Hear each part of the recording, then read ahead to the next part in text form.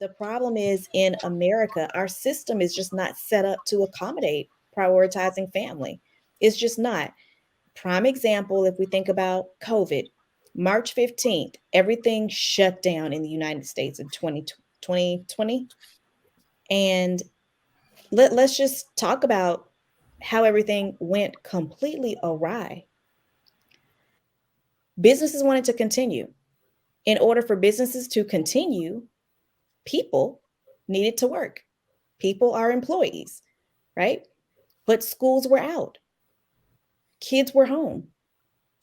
2-year-olds, 5-year-olds, 6-year-olds, 15-year-olds. Kids were out of school and had to be home. Well, if employees need to be working the businesses, who was going to tend to the kids who were at home? The kids who are 3, 4, 5, and 6 who can't stay at home by themselves. They can't cook. They can't fend for themselves. So then what happens? Well, that was a We mess. didn't, They never should have done that anyway. So we, I'm just gonna say that. That's like two let sides me, of the let same me coin. finish one moment. Mhm. We didn't have an answer for any of that. It was completely chaotic. But the reality is, the United States of America is not structured to prioritize family. But we also don't demand that, right?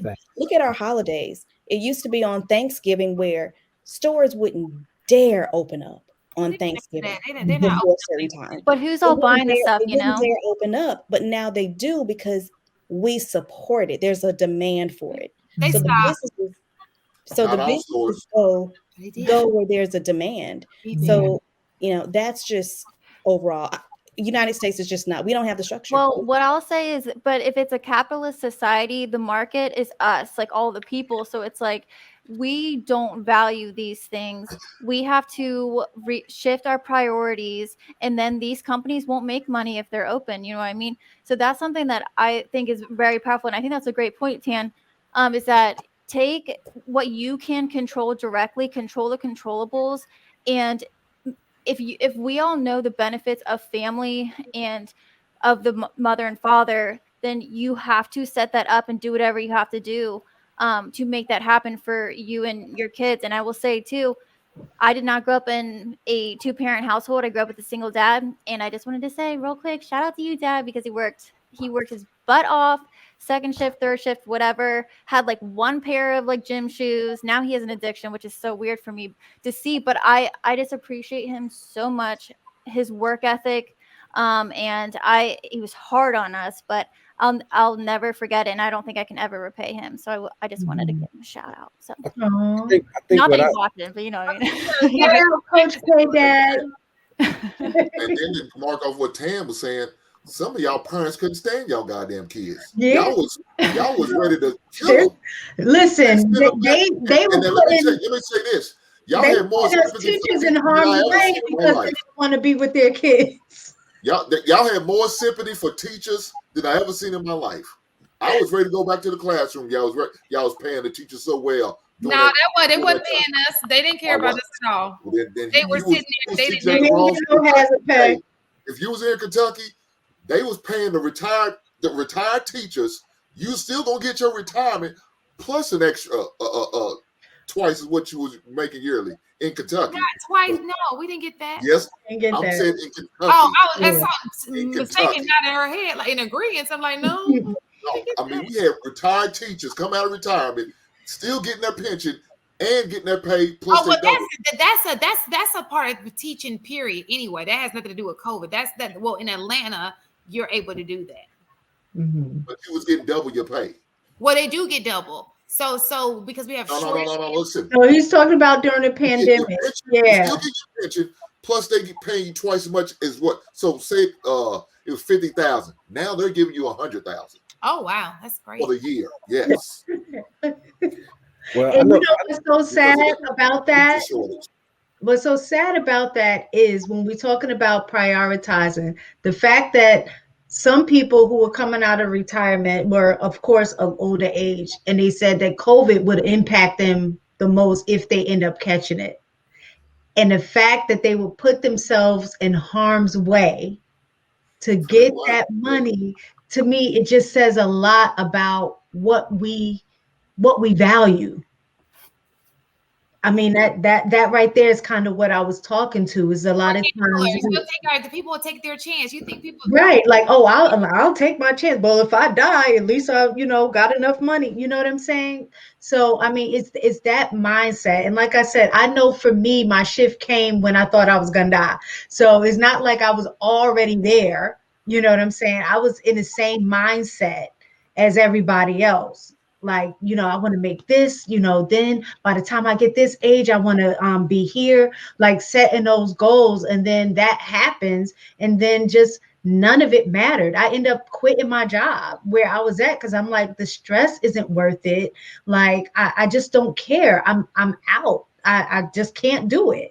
And I need to go find somewhere else that's going to allow me less stress, more time where I can come home and be happy with, my husband and spend time with him. Like, after that, I was like, oh, I'm done. I'm out. Like, it just wasn't worth it to me. It was like coming out of the Matrix, I guess. Like, it was just totally different for me in that experience. No, I think COVID was a life or death experience for the world, or at least a perceived one, and it made everybody reevaluate a whole lot of things. So I don't think there's wrong with that. let's read these super chats. 10 is having a 40-point game tonight. Woo woo. Sorry, it's 70%. It's 70% of the That is, and it's going down. Let me just tell you, just from the research that I was doing, it's saying, divorce rates are going down. But you'll never know if you don't ever get married. You'll never know if you're a successful one or you're not, because if you don't try. So how about that? But they say a shot not taken is a missed shot, regardless, whatever it is. Like that. I'm not saying Hank is laughing at me like that. Got that shit all wrong. He said it the right way. Your heart was in the right place. Right. Whatever. Listen, before the night is over with, I want to give a shout out to Mackenzie Bezos, who said, you know what, I'm taking half of my man's money, and guess what? I'm just going to give it all away. First person in history to give billions away because she don't want it. But she is going to keep enough, though. I don't know. She said she wants to donate all, ain't she? And she wants to donate all of it. And she has put her money where her mouth is, and she's been doing it ever since, getting rid of it. Just something I want to touch on real quick. I don't know if it's even going to be real quick.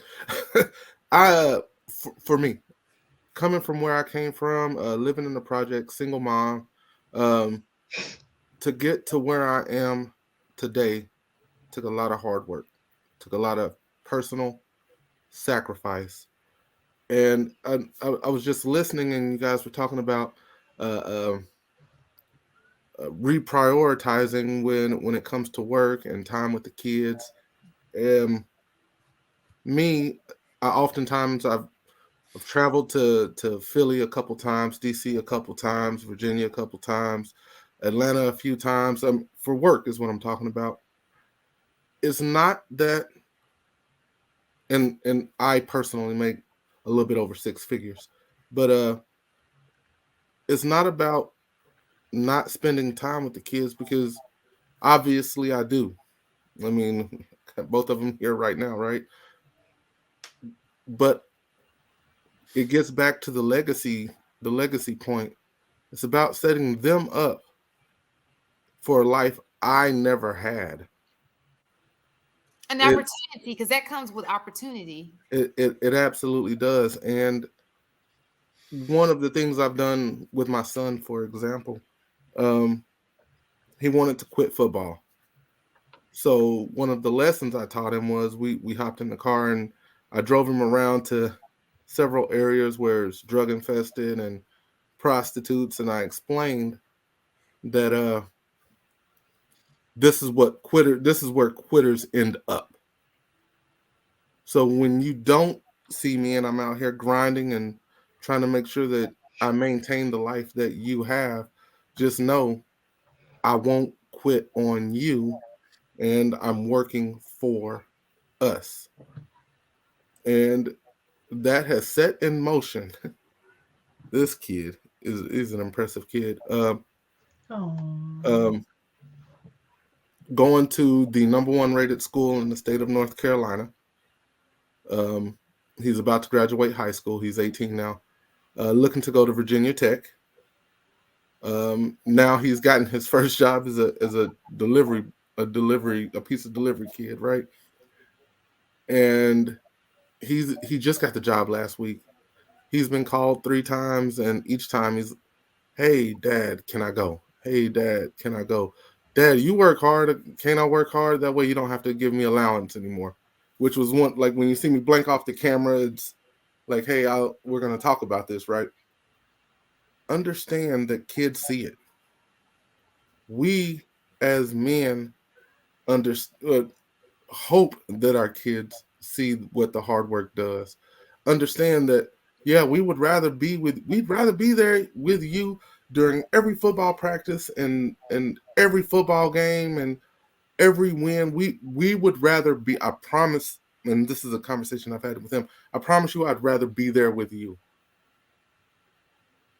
But the back end of that is, this is what we have to give up, and these are things that you would have to start doing in order to try to help out, or whatever the case is. And I hope and pray that he looks at me when he becomes JB's age the same way that JB looks at his dad and understands those sacrifices. And we do. And I'm just listening, and it's I hear this reprioritizing. I'm like, no, I've set a standard that I can't fail on. I've set the standard. They get the time with me when I have it available. It's not that I'm absent. It's, like, this is part of that sacrifice. And I think we men kind of get that, and we expect the mom or the wife or whatever it is that you have in your life to kind of help fill in those holes if we chose right, which takes us all the way back to the very first part of this conversation about picking the right person. Absolutely. And that's how I think it all goes full circle. So I just wanted to throw that out there, and I know that was a bit of word salad, but I just wanted you guys to understand where I'm coming from. And I just listen. I'm like, no, you ladies are missing the mark. This is part of what men are DNA'd to do. We grind, we hustle, and we try to make sure that you guys have to do as little as possible. Like, I would venture to guess we wouldn't really want you working if we could get away with it, right? Like that, we don't really want you working.